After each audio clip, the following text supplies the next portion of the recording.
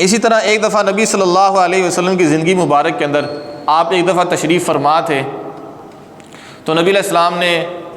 اپنے اصحاب سے کہا کہ میں نے خواب دیکھی ہے،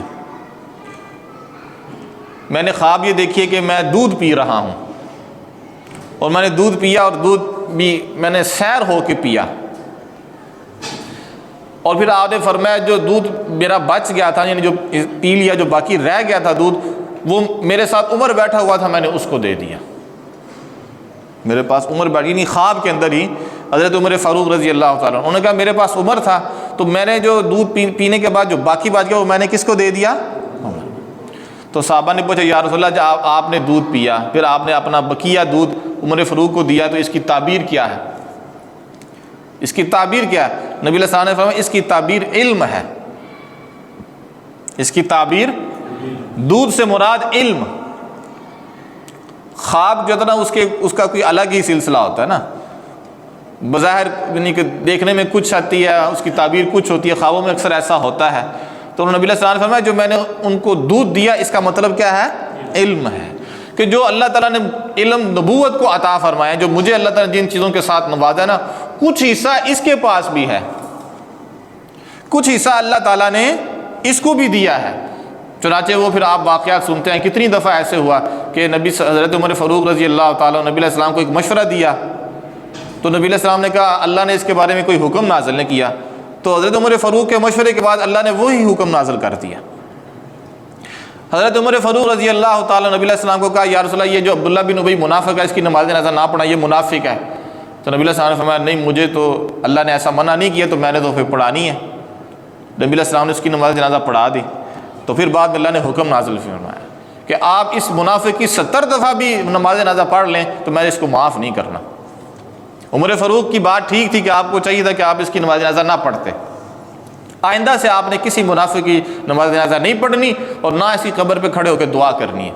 وَلَا تُصَلِّ عَلَىٰ أَحَدٍ مِّنْهُمْ مَاتَ أَبَدًا وَلَا تَقُمْ عَلَىٰ قَبْرِهِ، نہ نماز جنازہ پڑھنی ہے نہ اس کی قبر پہ کھڑے ہو کے دعا کرنی۔ تو اللہ تعالیٰ نے ان کو خاص علم دیا تھا، ان کے پاس علم تھا، مہارت تھی، یہی وجہ ہے کہ پھر ان کا جو دور تھا، جنہوں نے اپنا وقت گزارا بادشاہ کا جس میں یہ خلیفہ تھے، وہ بہترین دور تھا۔ اپنے سے حضرت ابوبکر صدیق رضی اللہ تعالیٰ عنہ کا جو دور تھا وہ تو صرف 2 سال اور کچھ مہینوں کا تھا، ان کا دور 10 سال کا تھا۔ پھر حضرت عمر کے بعد حضرت عثمان غنی آئے رضی اللہ تعالیٰ، ان کا دور بھی دور خلافت تھا، لیکن ان کے دور میں اختلافات ہو گئے تھے۔ جب ان کے دور کے تقریباً 6 سال 8 سال گزرے تو اختلافات شروع ہونے لگے۔ حضرت عمر فاروق رضی اللہ تعالیٰ عنہ کا دور ایسا تھا جو تھا بھی 10 سال تھا، ابوبکر صدیق کے دور سے زیادہ تھا، اور ان کے دور میں اختلاف بھی نہیں ہوا تھا، ایسا سکون تھا، فتوحات بھی ہو رہی تھیں، یعنی اسلام پھیل بھی رہا تھا، اور خود جو مسلمان بھی تھے وہ بھی بڑے امن کے اندر ہے، کسی قسم کا کوئی فتنہ نہیں تھا، کوئی اختلاف نہیں تھا، کوئی لڑائی نہیں تھی۔ انہوں نے اپنی بصیرت کے ساتھ جو اللہ تعالیٰ نے ان کو دی تھی اس کا صحیح استعمال کیا، اور باصلاحیت لوگوں سے فائدہ اٹھاتے ہوئے نظام مملکت کو بہت اچھے طریقے سے چلایا۔ تو نبی علیہ السلام نے فرمایا وہ جو دودھ میں نے پیا اور میرا جو بچ گیا تھا اس نے پیا، اس دودھ سے مراد علم ہے۔ پھر وہ نظر آیا ان کی زندگی کے اندر اتنی بڑی خلافت کو چلانا، اتنے بڑے نظام کو چلانا کیا ہو رہا ہے، مسلمان اس وقت کس کمی کے اندر شریک ہیں، کس کمی کے اندر مبتلا ہیں، ان کو اس سے دور کیا جائے۔ جو آگے گورنر ہیں ان کی نگرانی کرنا، کہیں وہ دنیا کی محبت کے اندر مبتلا نہ ہو جائیں، کسی رشوت کے اندر مبتلا، ان کی نگرانی کرنا، اور اس طرح کا اتنا بڑا نظام تھا جو عمر فاروق رضی اللہ تعالیٰ عنہ چلا رہے تھے۔ اسی وجہ سے حضرت عمر فاروق رضی اللہ تعالیٰ عنہ کی جب شہادت ہوئی تھی نا،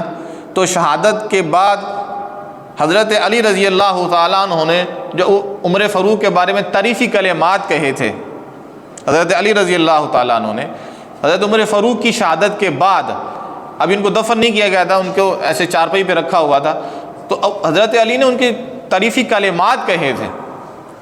وہ تعریفی کلمات حضرت علی رضی اللہ تعالیٰ عنہ سے یہ کہا تھا کہ میری یہ خواہش ہے، حضرت عمر کو مخاطب کر کے کہا کہ میری یہ خواہش ہے کہ جن نیک اعمال کے ساتھ آپ اللہ کی بارگاہ میں پیش ہوئے ہیں، میری بھی خواہش ہے کہ میں بھی انہی نیک اعمال کے ساتھ اللہ کی بارگاہ میں پیش ہو جاؤں۔ کتنی خدمت کی انہوں نے، اتنا اسلام کو پھیلایا، اسلام کو مضبوط کیا، اور نبی علیہ السلام کی زندگی میں بھی اور پھر بعد میں بھی، کہ میری یہ خواہش ہے کہ میں آپ جیسے نیک اعمال اللہ کی بارگاہ میں لے کے جاؤں۔ اور یہ بات ہماری جو اہل سنت کی کتابیں ان کے اندر بھی مذکور ہے، اور اہل تشیع کی کتابوں کے اندر بھی مذکور ہے۔ اب ماننا نہ ماننا، وہ مانتے تو نہیں ایسی باتیں، تو وہ مانتے تو نہیں اکثر، چاہے ان کی کتابوں کے اندر ہی ہو، لیکن بہرحال ان کی کتابوں کے اندر بھی حضرت علی رضی اللہ تعالیٰ عنہ کا یہ فرمان مذکور ہے کہ حضرت علی رضی اللہ تعالیٰ عنہ نے یہ خواہش کی تھی، یہ تمنا کی تھی کہ میں بھی انہی نیک اعمال کے ساتھ اللہ کی بارگاہ میں پیش ہونا چاہتا ہوں جن نیک اعمال کے ساتھ عمر فاروق اللہ کی بارگاہ میں پیش ہوا ہے۔ اس سے پھر ہم، چونکہ ہم تو اس کو ٹھیک سمجھتے ہیں، ہمیں تو اس میں کوئی شک نہیں ہے، کوئی شبہ نہیں ہے حضرت علی کے اس فرمان کے اندر، اس لیے پھر ہم ایک قدم آگے بڑھ کے یہ بھی کہتے ہیں کہ جن لوگوں نے یہ باتیں مشہور کر دیں کہ عمر فاروق رضی اللہ تعالیٰ عنہ نے حضرت فاطمہ کا دروازہ توڑ دیا تھا، گھر کو آگ لگا دی تھی، تو اگر یہ اس طرح کے معاملات ہوں تو ایسے معاملات کی صورت میں حضرت علی یہ خواہش کر سکتے ہیں؟ جن کی بیوی کے ساتھ یہ ہوا، تو ایسا ممکن ہے کسی خامن سے کہ اس کی بیوی کے ساتھ ظلم ہوا ہو اور بندہ ظالم جیسا ہونے کی تمنا کرے؟ ایسا ممکن ہے؟ یہ بعض لوگوں کی بنائی ہوئی باتیں تھیں جس کے ہتھے چڑھ گئی، اس نے مان لیا، بغیر تحقیق کیے اس کو تسلیم کر لیا۔ کتابوں میں لکھی ہر بات صحیح نہیں ہوتی، کتنے بڑے بڑے جھوٹ ہیں جو کتابوں کے اندر لکھے ہوئے ہیں۔ تو اس لیے حضرت عمر فاروق رضی اللہ تعالیٰ نے بالکل ایسا نہیں کیا،